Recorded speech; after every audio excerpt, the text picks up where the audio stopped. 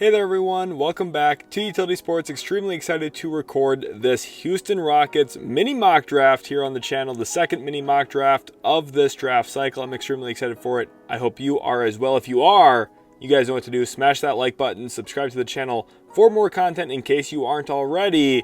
Without further ado, let's jump into a video preview here because some of you might be saying, what exactly is a mini mock draft? This is the time of the year where instead of just giving my big overall mock drafts, which I'm still doing by the way, but instead of just giving only those, I'm also talking about every single team specifically and giving a good look into what I would do for that team and also what I expect them to actually consider. That's really at the forefront of my analysis, is what I expect the team to look at, what I expect the team to do, and then I conclude the video saying, well, this is probably what I would do if I was in their shoes based on what my expectations are for the board to look like when this team is up to pick.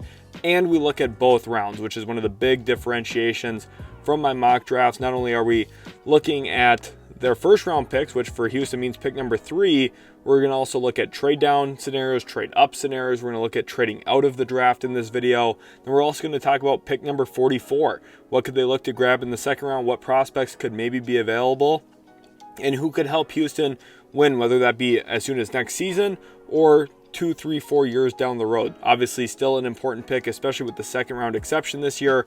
Those assets are becoming even more valuable. So we're going to look at a whole bunch of prospects in here. We're going to talk about trade down scenarios. We're also going to look at some second round swings that I think could make some sense for Houston.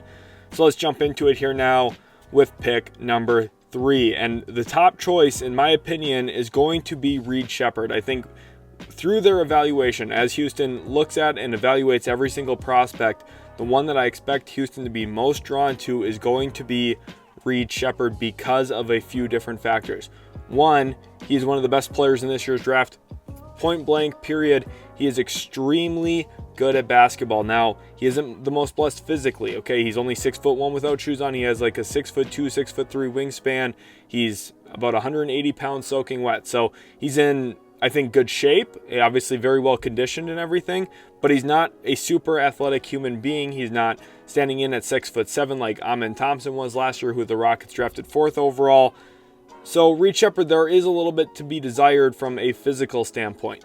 But when you actually turn on the game tape, when you watch this kid play basketball, which is what you're drafting him to do, you're drafting him to play basketball, not run track and field, he's going to be stellar because he shoots the ball really well. He can handle in the pick and roll. He can play make. He can make reads off of a live dribble. He's a good stationary shooter. He's a good movement shooter. He's a good stationary ball handler, or stationary passer, excuse me. He's a good live dribble decision maker, facilitator. Averaged over 4 assists per game in just 28 minutes for Kentucky. Came off the bench.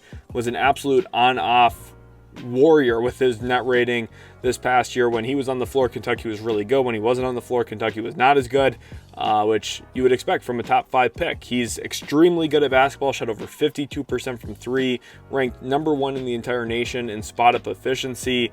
And for a team that really desperately needs scoring gravity and shooting gravity, most specifically around their 2 stars, young stars in Alperen Şengün and Jalen Green, Reed Sheppard is the obvious fit. He is the obvious decision, the obvious choice. And I think one thing that has really become convoluted with Houston this draft cycle, a lot of people are looking at Reed Sheppard and saying, you don't draft for fit in the top 3, but the issue that they're not considering is that he's also just warranting a top 3 pick from his actual body of work. Not only is he a perfect fit 3rd overall, he's also just a really good prospect who makes sense to take in the top 3 in this year's draft, where there isn't that obvious Victor Wembanyama, Brandon Miller, Scoot Henderson, Amen Thompson kind of category or tier. There's a lot more kind of nuance in this year's evaluation process. There's an obvious no-brainer, very good basketball player in Reed Sheppard. He's sitting there 3rd overall. Probably, if he's available for you, if you're Houston, he should be the top choice, not only because he's a perfect fit, but he's also just flat out a very good basketball player. Those two things are not connected, but they are very related for Houston's specific situation. And I think drafting him 3rd overall is just the no-brainer choice. But there are some other options to consider, and it really depends on who goes off the board, picks 1 and 2. And that's one of the fun things about this draft. We don't know who's going to be there at pick 3 because there's a lot of rumors right now that the Atlanta Hawks like Donovan Clingan. They maybe aren't as high on Alex Sarr, which would put a lot of pressure then on Washington. Would the Wizards draft a point guard like Nikola Topic 2nd overall with his injuries? Probably not. Could they take a big man themselves? Could Saar and Klingon go 1 and 2 in either order? Definitely a real possibility. Zachary Risache factors to be a very likely or potential top 2 pick as well in this draft. So you have this trio of players in Saar, Klingon, and Risache who could go in the top 2, and we don't know which one or which 2 of the 3 at this point will. And I know some people are going to say, why would the Rockets draft Donovan Klingon? They just traded for Steven Adams. They have Alperen Sengun. You probably don't want to play Klingon and Sengun together. I totally understand that thought process. But if you look at some of the best teams in the NBA right now, when you look at the Boston Celtics who just won the NBA Finals, they had 48 minutes of really good center play, Kristaps Porzingis and Al Horford. Now, obviously, that's a very unique pairing. The two of them can coexist on the floor together. But you look at the team that was facing them in the NBA Finals, the Dallas Mavericks, made a big trade for Daniel Gafford at the trade deadline. Gafford and Lively did not share the floor at all. But having 48 minutes of really good center play goes a long way, especially when it brings rim protection, rebounding, shot blocking, and above the rim play from a play finishing standpoint for Dallas. Those were all essential things. You look at Minnesota, they've got 2 of the 5 best centers in the world in Rudy Gobert and Karl Anthony Towns. They were a conference finals team, and most people were speculative against that duo working together. I was one of the people that thought they would work out really well. Now, Alperen Sengun isn't Karl Anthony Towns from an outside shooting standpoint, but Sengun's a far better passer, far more reliable playmaker, and he's already at that stage, at that level, and he's so young yet. I do think that Klingon could potentially work with Alperen Sengun in really niche settings, really niche situations. But what it would give Houston is 48 minutes of very good center play for the next 7 years. It's one of the easiest ways to out-battle other teams. Most teams, like you think about Phoenix right now, they're playing Drew Eubanks as their backup center. You think about Houston, who really struggled with backup center play this year when they had Jock Landale playing backup center. Think about how much of an advantage it would be having a 2-time national champion coming off the bench. So if Sengun gets into foul trouble, oh yeah, by the way, we just have this top 3 worthy pick coming into the game right now. It's a cheat code. It really is. So I'm not saying it's the best way to team build. Like I said, the top choice should be Reed Shepherd in my opinion, but getting a center, whether that is Donovan Klingon or Alex Sarr, I do think makes a lot of sense. Sarr's probably an easier fit next to Sengun because he can probably play a little bit more of the 4 and he has more of an outside scoring game, a little bit more touch as a shooter. So Sarr projects probably a little bit easier next to Sengun than Klingon does, but I don't think taking Klingon would be a disaster. In fact, I think it would be a really strong selection still for Houston. Risache, again, I don't think he'll likely be available 3rd overall, but if he is, he could just be a really natural fit and choice. He stands about 6'10" with shoes on, could really shoot the basketball, attacks closeouts decently well, and he's a very versatile defender. So if you're looking at Houston trying to build out their wings and their forward grouping a little bit more, Risache and Jabari Smith could be a really dynamic defensive tandem in the front court while also giving you length and size and shooting ability where it's going to be tough for other teams to match up, especially if you're trying to hide a point guard. So if some teams have smaller guards that they're trying to hide, for example, Dallas with Kyrie Irving, if you're facing Houston, how are you going to really hide that guy? If there's 2 6'10" wings on the floor, are you going to put Kyrie on Jalen Green? Probably Fred VanVleet at this point, but maybe when Amin Thompson becomes the long-term point guard there in Houston, that becomes an even tougher task. So Risache could make some sense. Rob Dillingham, people are going to question how does a tiny point guard work for Ime Udoka, who wants to be a top 3 defense every year and already built a top 10 defense in Houston.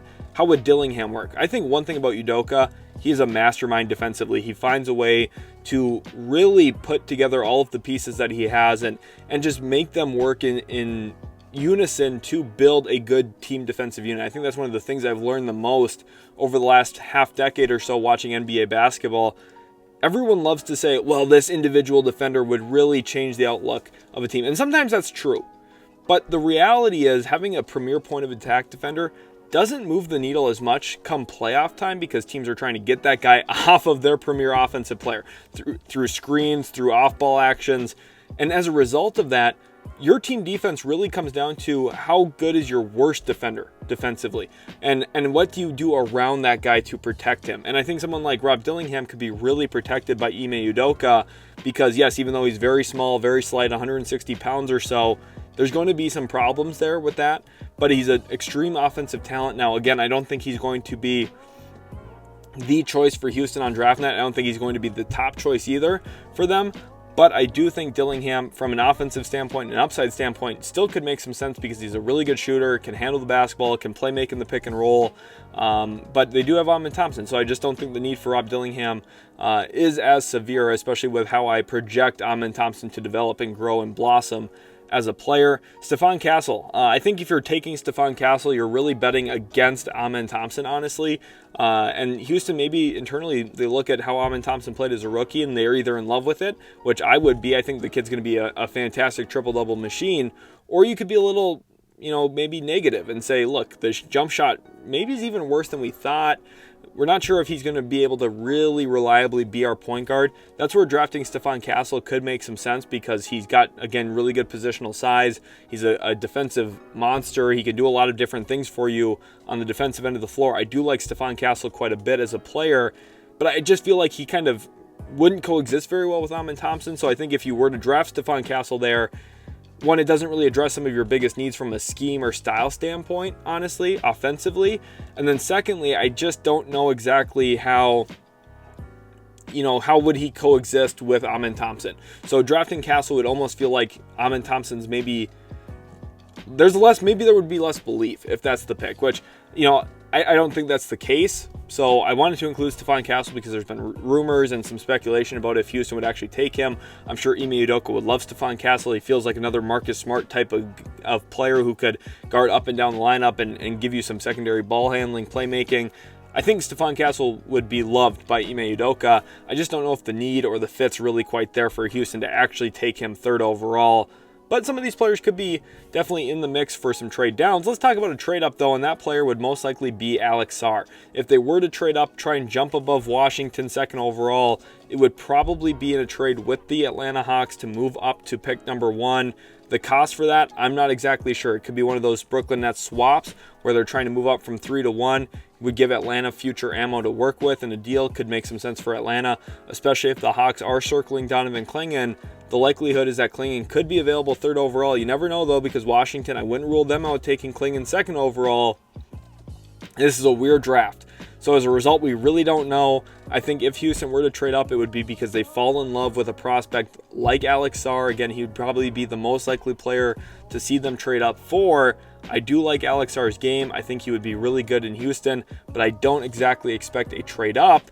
Let's talk about a trade down, and it would be most likely in the desire or in the hunt of a specific kind of skill set, and maybe they don't feel like it's worth taking in the top 3. So for example, if they feel like drafting Reed Sheppard, who's a little bit smaller, maybe they just have concerns about how Reed Sheppard would get on the floor for them. Maybe they have concerns about, okay, do we take someone like Reed Sheppard 3rd overall? Does that warrant this selection? So maybe they trade down. Maybe they trade down to pick number 5 with Detroit. Maybe they trade down to pick number 6 with Charlotte. Maybe they trade down to number 7 with Portland. There would be several different places where Houston could safely trade down a few spots, maybe pick up an extra pick or some veteran player, something along those lines.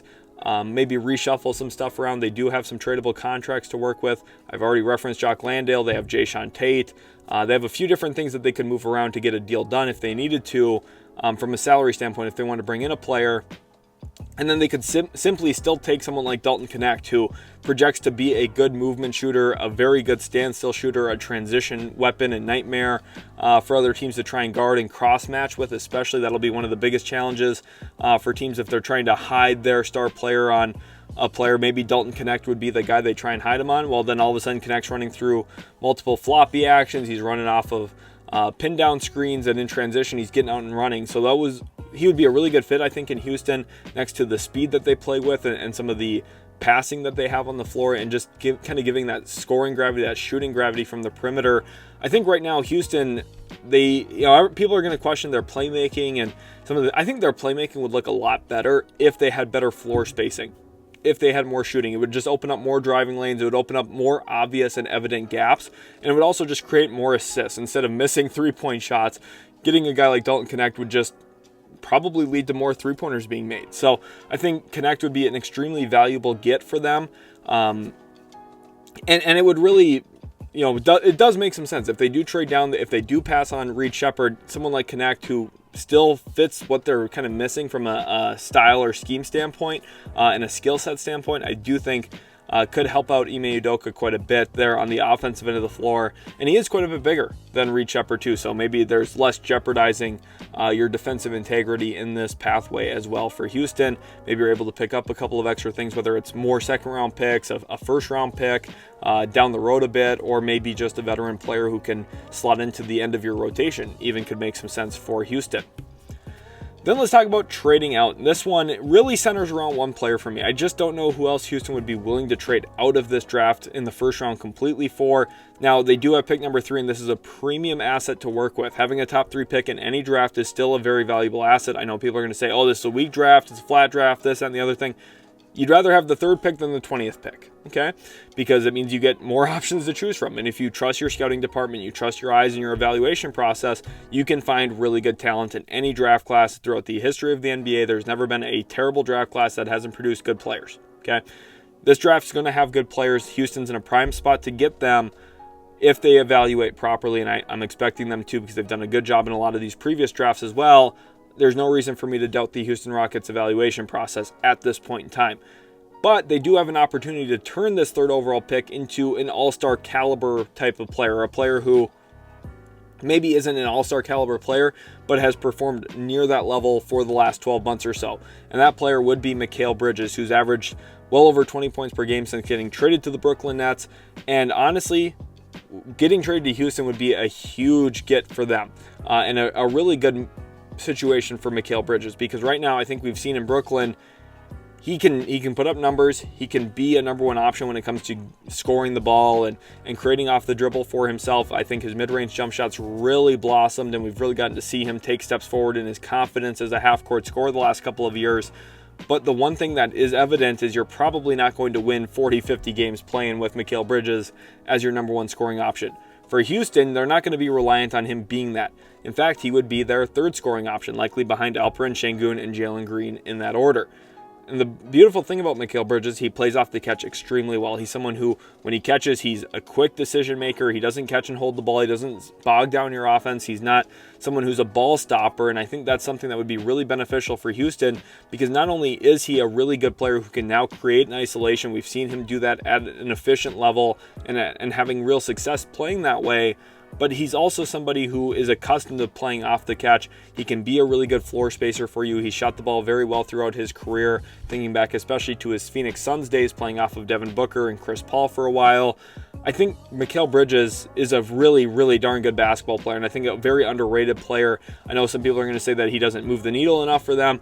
I disagree with that. I think upgrading from Dillon Brooks to Mikal Bridges would be a significant step forward for Houston's offense, and honestly, a very lateral move defensively. I know Dillon Brooks obviously gets a lot of credit for his defense. Mikal Bridges, especially back in his time in Phoenix, was one of the best defenders in the world on the perimeter. He's somebody who I think can just really match up with any type of matchup you want him to guard. Not big men, but you can have him guard 1 through 4 any given night. I think this gives Ime Udoka very similar defensive flexibility with matchups. And I think one thing about Bridges, he's kind of sacrificed some of his defensive intensity once he was the number 1 guy in Brooklyn. I think kind of slating back into a 3rd option type of role, we'd really get to see his defense come back to life again and really see him take the challenge of guarding the best guy in an effort to win. Houston, who won 40 games this past year, a really impressive season for them, a huge step in the right direction. Upgrading from Dillon Brooks to Mikal Bridges is a significant jump, and one that will warrant many more wins than you guys got this past year. I think Houston would probably inch toward being a 45-50 win team, which I know sounds crazy right now at the time I'm saying this.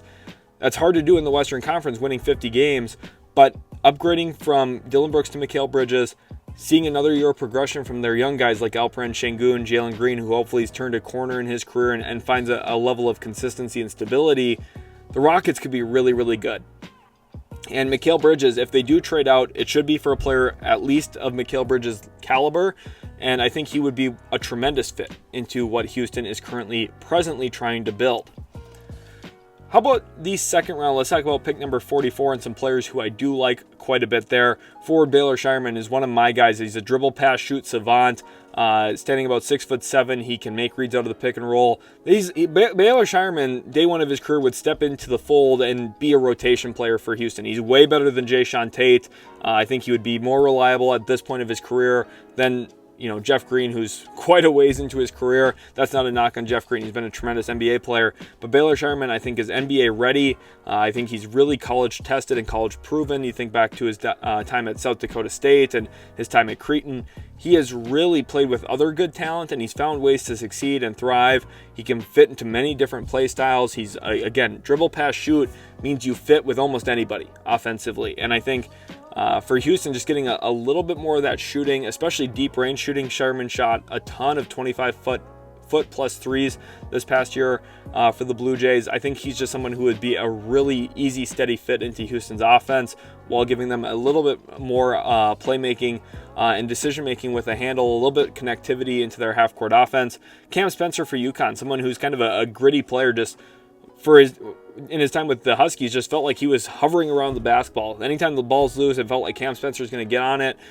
To me, he's probably going to go undrafted, but if a team were to take him, I do think I could justify Houston taking him at 44. Spencer can shoot the basketball. He can get on loose balls. I could see Ime Udoka gravitating toward a player like Cam Spencer, who, again, is going to win you possessions. And in a game where, in a sport, in the NBA, where everyone is so tightly compacted, the parity in the league is crazy, winning an extra 1 or 2 possessions a game really does go a long way in dictating how your season goes. With how close games are in the NBA, getting a clutch possession extra over your opponent just is a huge deal. So Cam Spencer could be someone who has a really positive impact, even though the draft probably isn't going to value him as much as maybe his talent level and his desire to win should be valued. Isan Almansa for G League Ignite, I think, could be a really fun get for Houston.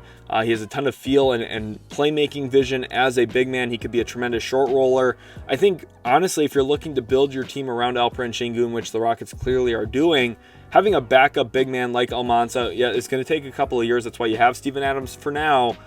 Almansa, a couple of years away from really being able to impact your team, but having someone who can make reads as a short roll man, catch around the nail, and make decisions could be a really good cheat code for Houston coming off the bench. Again, we talked about the value of having a quality backup big man. Having one that can make reads and play make off of a live dribble and is comfortable in that type of role could be really important for Houston behind Sengun, so that you don't really have to change your offense too much when Sengun does come out of the game. Ryan Dunn could be a player, again, I keep talking about Ime Udoka. It's really important. One of my biggest theories is if you're running a team and you're a general manager, president of basketball operations, you are not drafting for yourself. You are drafting for your head coach. How will your head coach want to use him? How will your head coach like him? If your head coach isn't on board with it, the guy's not going to play very much. He's not going to succeed, and you wasted a draft pick. Ryan Dunn is such a versatile defensive player. I could see him being a nightmare small ball 5. That's something we saw Udoka do quite a bit with Jeff Green this year. Ryan Dunn as a small ball center would be disastrous for other teams, honestly, because he can finish at the rim, but he can also be someone who guards across multiple positions. And with the kind of absence of post play in today's game, there's not a lot of bigs who play with their back to the basket very reliably. You don't have to be as scared of Ryan Dunn matching up with other big men to start with. Boston just beat the Dallas Mavericks in the NBA Finals by putting Jason Tatum and Jaylen Brown on the Mavericks centers for decent parts of that series. So Ryan Dunn could definitely find success in that way defensively. This gives Udoka a unique kind of chess piece on that end of the floor. Offensively, there's a lot of work to be done. He's not going to play NBA minutes on day one of his career, obviously, but he's a unique defensive prospect for sure. Bronny James could be someone that makes sense. Houston obviously would be drafting for development here. Bronny James is someone who a year ago I was projecting to be a first-round pick, and I still think could have warranted that if he was healthy. He went through a cardiac arrest less than a year ago, fought through that, missed training camp at USC, came into the season late, was really just never able to get his feet on the ground while trying to run. And that's a difficult task for anybody, especially a true freshman. And listen, he's a big name. The spotlight was on him. There's a lot of moments where you're watching Bronny James. You can tell the IQ is there defensively. You can tell the athleticism is there. He looks, moves, and plays like an NBA player. The issue is USC was not the most conducive place for him. They didn't have a ton of shooting around him. The point guard there, Isaiah Collier, was very ball dominant. Didn't let Bronny James really have a rhythm at any point of the year either. That partially falls on the coaching. They have a new coaching staff now for USC going into next year. No coincidence in my opinion. I think for Bronny James specifically, there is upside to work with here. I know he's smaller, but I think he could turn into a really unique two-way bench player, someone who has an impact on winning. So I know people are going to say, oh my gosh, he shouldn't be a pick. I don't care. I trust my eyes. I think he is an NBA level player. And I just think landing in the right situation, one that's going to be patient and really value his development is going to be huge for him. I think Houston could afford to do that. Then Cam Christie, someone else who I think needs a couple of years of development. But coming out of Minnesota, he's someone who really likes his pull-up jump shot, very similar to his brother Max Christie, who plays for the Lakers. So there is a little bit of NBA pedigree in that family line, right? I think Cam Christie can play. I do think he's a ways away from really having an impactful NBA career at this point. But the biggest thing for Houston is if you're drafting at 44, if you're looking for shooting, I think someone like Cam Christie could make some sense. Yes, he's not going to have an immediate day one impact, so you have to have some other plan to find shooting and implement shooting into your roster. But Cam Christie long-term could be someone who does make sense as a cheap labor option around your core six that you have currently in Houston. So what would I do? I think I've been pretty clear and obvious with what I would do. Pick 3, I'm taking Reed Sheppard. I think he's a really good player. I have him top 2 on my big board right now. I'm kind of switching back and forth. Will he be 1? Will he be 2? I'm not exactly sure. I'm still playing with my big board a little bit. There's a lot of players I like in this draft. I think it's a really strong draft, honestly. Yes, there's no Wembanyama. Yes, there's no Luka Doncic. But what I do think is there's like 25 to 30 players who can have really good NBA careers, be starters, be sixth men, be impactful to winning in a lot of ways. So I think this draft's going to have quite a few all-stars, probably like 3 or 4 if I had to guess. And then there's going to be guys in this draft who end up just being awesome players for a long time. And I think Reed Sheppard definitely fits that category. And then pick 44, what I would do is really kind of at that point so far down the board, it depends on who's still available. But I would either take a wing who can shoot, so someone like Cam Christie who we talked about, or maybe even like a Baylor Shireman, someone who has feel. I think that's also really, really important. I would value Bronny James in this discussion too, or a big with feel or athleticism. So Adem Bona from UCLA would be a dream get for Houston. I don't think he'll be available 44th overall. I think it's very possible Adem Bona goes in round 1.